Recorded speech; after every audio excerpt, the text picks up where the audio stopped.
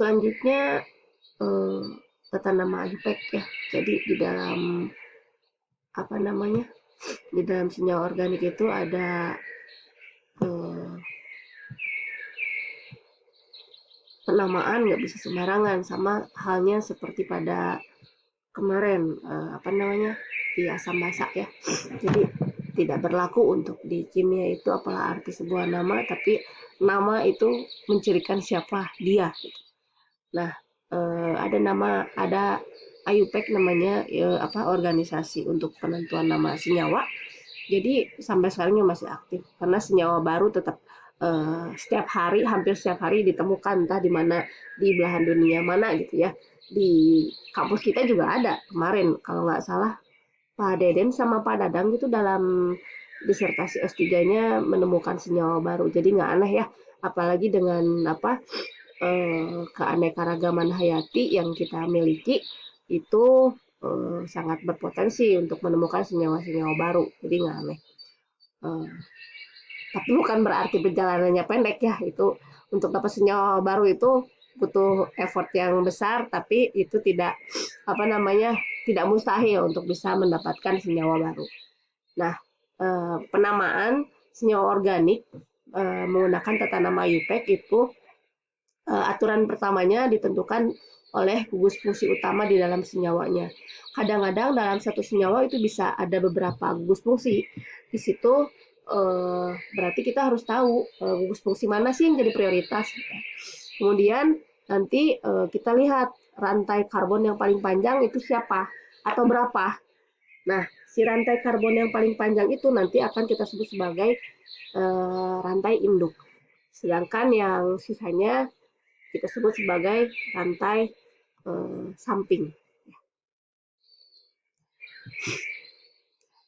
Kemudian nanti pada si karbon yang paling panjang itu kita kasih nomor satu-satu, dimulai dari cabang pertama.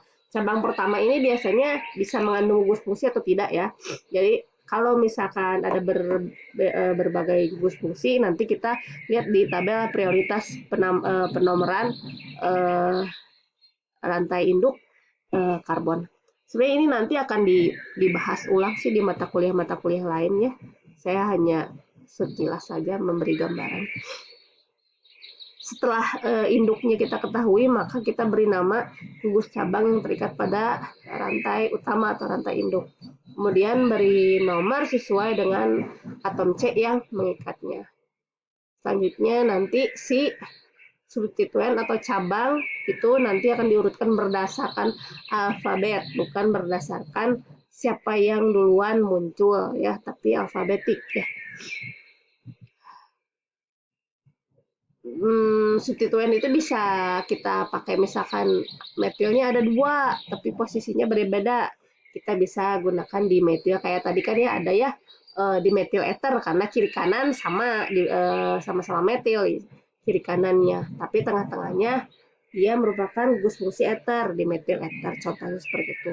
Di tetra dan lain-lain, penta itu semuanya bisa dipakai untuk menyatakan substituen atau cabang yang sama, kalau sama ya. Nah ini tadi yang saya bilang ya, prioritas penomoran. Jadi yang paling terprioritas itu adalah karboksilat ya, karboksi.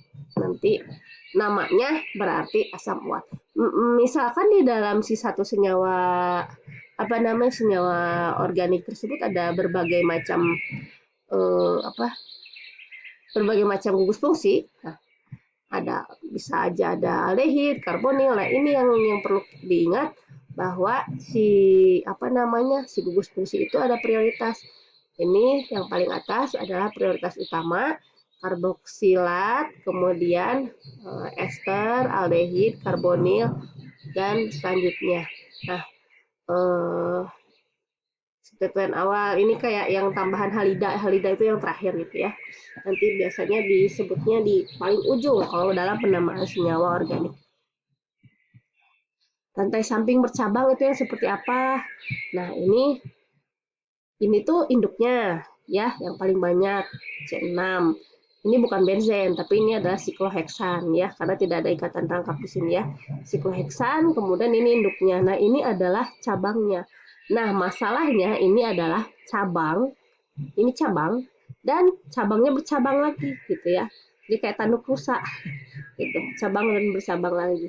Bagaimana cara menamainya? Itu dilihat dari si atom cabang yang terikat dengan induk, posisinya seperti apa gitu.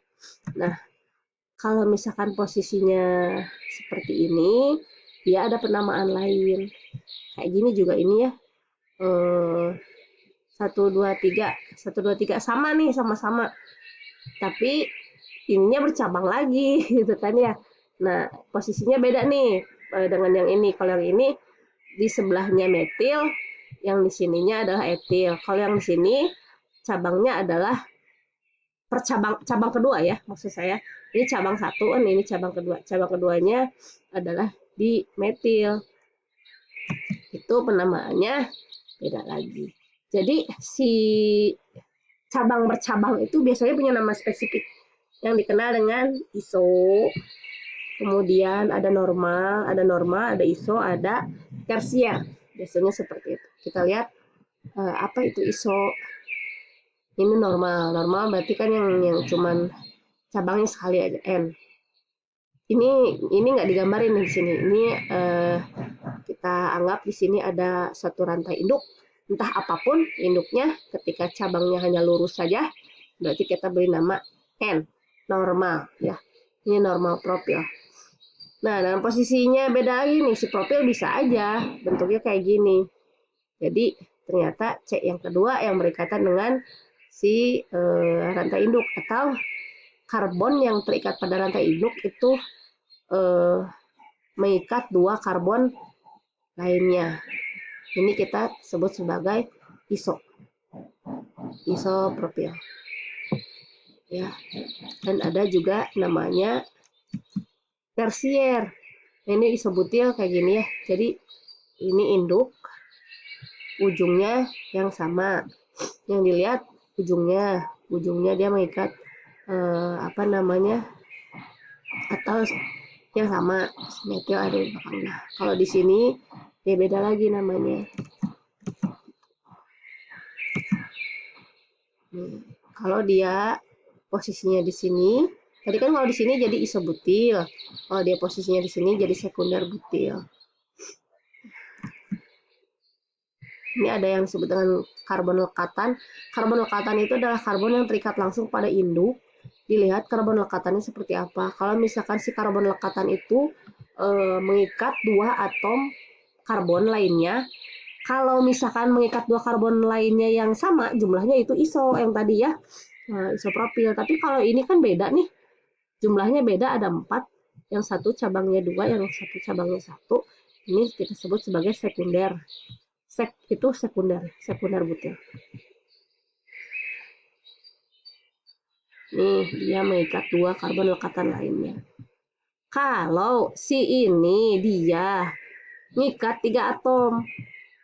Contohnya seperti ini karbon lekatan, si metil dia mengikat 3 karbon lainnya sebagai cabang, itu kita sebut sebagai tersier butil atau T-butil. Jangan lupa ya, ini nggak digambarin nggak, di sini ada induk. Selanjutnya struktur dan sifat senyawa karbon.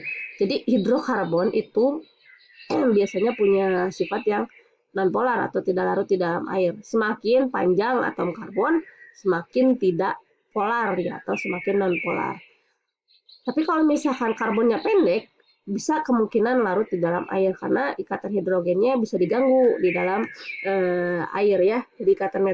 Jadi ikatan hidrogen yang ada pada metanol itu bisa diganggu. Kalau metana tidak ditemukan di dalam bentuk cair ya. Metana itu gas.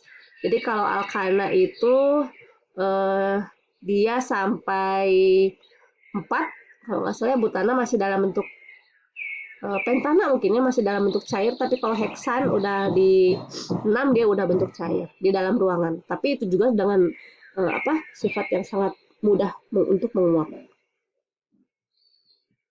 Kemudian makin besar ukuran molekul residu hidrokarbonnya dibandingkan gugus fungsinya, maka dia akan semakin berkurang kelarutannya ya. Contohnya, nah ini adalah struktur kolesterol. Ini kok ketutupan.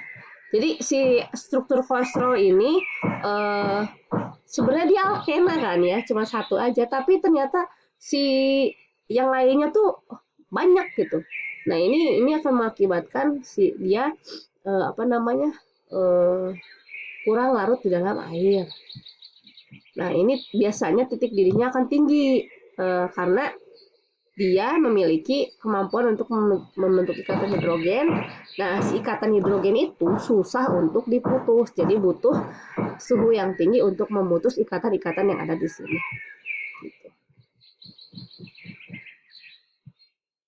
Ini kemudian adanya perbedaan tadi gugus fungsi ya posisinya ketika dia dalam bentuk etanol dan dalam bentuk diethyl ether. Ini kan isomer fungsional, ternyata memiliki sifat yang berbeda tadi saya bilang. MR-nya sama 46, tapi titik didihnya jauh berbeda. Di ethyl ether titik didihnya 23,7. Jadi sangat mudah sekali di ethyl ether biasanya dalam bentuk gas ya. Padahal MR-nya sama, sedangkan etanol titik didihnya 78, 75, 78-an lah ya. Selanjutnya, gugus fungsi dalam senyawa molekul itu tadi saya bilang dia akan menentukan reaksi yang terjadi. Kalau misal kayak gini aja, tidak ada pusat reaksi bermuatan di sini. Namun kalau ada yang berubah nih, ketika ada OH, maka ini pusat reaksi relatif positif atau ini adalah karbokation nih disebutnya dengan yang ini karbonion ya. Jadi yang ini akan lebih positif, yang ini akan lebih elektronegatif. Nanti dia akan membentuk kemudahan, lebih mudah mana sih direaksikan atau jalur reaksi mana sih yang lebih mudah dia lakukan. Dan ikatan juga mempengaruhi, semakin banyak ikatan rangkap itu semakin mudah direaksikan karena ini bisa diputus ya. Ini biasanya kalau yang ikatannya tunggal tuh susah diputus. Gitu. Jadi kalau yang banyak nyabang itu gampang mutusinnya gitu. Jadi memang dia nggak setia gitu. Istilahnya gitulah ya. Ada ikatan sigma dan ada ikatan pi di situ. Apa itu sigma dan pi nanti akan kalian pelajari lagi di mata kuliah lain. Reaksi yang terjadi pada senyawa hidrokarbon ada macam-macam nih reaksi yang bisa terjadi. Untuk menentukan reaksi yang dapat terjadi pada senyawa karbon atau senyawa organik itu ditentukan oleh muatan relatif yang tadi, pusat reaksinya yang mana, kekuatan karbokationnya yang mana gitu. Jadi di antara atom karbon itu gedean siapa, ke positif negatifnya sebelah mana. Nah, berdasarkan tahapan mekanisme reaksi ada yang kita sebut sebagai reaksi substitusi, reaksi adisi, dan reaksi eliminasi. Substitusi namanya juga substitusi ya, berarti substituen ada yang diganti, ada gugus fungsi yang mengalami penggantian. Misalnya ini pada alkana H-nya ujungnya diganti dengan Cl. Nah, ketika perubahan ini terjadi maka akan merubah sifat juga. Kemudian contoh lain ini, contoh lainnya juga seperti ini ya. Jadi reaksi substitusi itu adalah penggantian atau pertukaran atom gugus atom oleh atom gugus yang lain ya. Jadi ada pertukaran gugus fungsi. Kemudian adisi, kalau adisi itu ingatnya add, berarti menambahkan. Apa yang bisa ditambahkan? Biasanya yang belum jenuh. Nah ini kan di sini ada ikatan rangkap. Ikatan rangkap ini menunjukkan ketidakjenuhan. Dia bisa ditambahkan hidrogen ke sini. Ini adalah aturan Markov-Likov nih namanya. Ketika ada ikatan pi dan sigma maka dia bisa diganggu atau bisa ditambahkan sesuatu, adisi. Selanjutnya reaksi terakhir adalah reaksi eliminasi. Eliminasi itu penghilangan ikatan jenuh biasanya yang bisa dihilangkan. Mau menghilangkan apa kita dari sini? Oksigen. Misalkan ini adalah alkohol direaksikan dengan asam sulfat membentuk suatu alkena. Ya. Nah, reaksi eliminasi ini biasanya yang disingkirkan yang mana? Yang atom yang terikat pada atom C yang berdekatan di sini, yang paling dekat gitu ya, yang paling ujung. gitu. Reaksi-reaksi lain ada redox yang namanya sudah dipelajari, redox juga terjadi pada senyawa organik ini lebih banyak lagi. Nanti kalian